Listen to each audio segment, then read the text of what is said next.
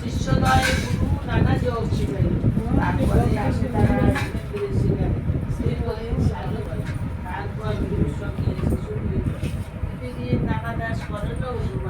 বিভিন্ন ধর্মের তত্ত্ব মক্কা মদিনার নগরে কাবুলি আসিয়া বলে মোলায় স্বাধীন বজন কোরআন শরীফ পাঠ করেন যতনে বিশ্ব পরিকল্পনা শেষের বেদিমতক সঙ্গে চন্দ্রনাথ পাড়ে দামানল জ্বলে ওঠে মনের ভিতরে অগ্নির থেকে রক্ষা করে বেদিমতক চলে যায় কামাখ্যা নামেতে।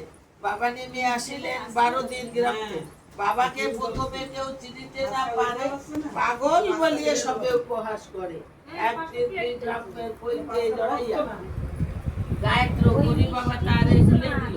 চারিদিকে এই কথা প্রচারিত হলো, দলে দলে ভক্তবৃন্দ আসিতে লাগিল। অতঃপরে আশ্রম হলো 12 দিকে, বহু ভক্ত শিষ্য সেটা লাগিল আসিতে।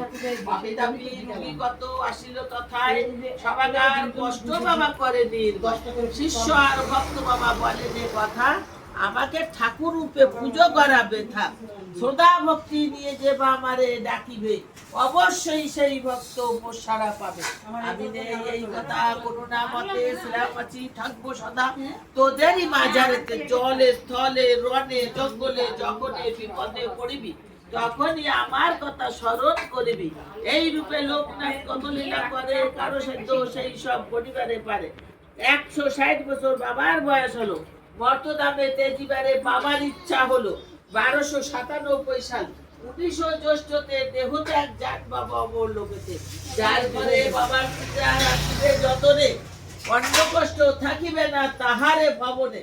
রোগ শোক দুঃখ কষ্ট সব দূরে যাবে, পুত্র পৌত্র সব সবে আনন্দে থাকিবে।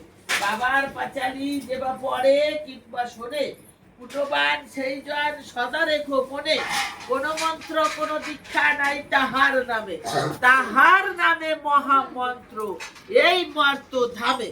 যত বেশি তার নাম উচ্চারিত হবে, মানব কল্যাণ তথা।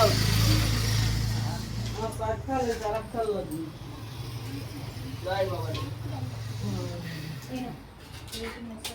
জয় বাবা। অনেক খাওয়া হয়েছে।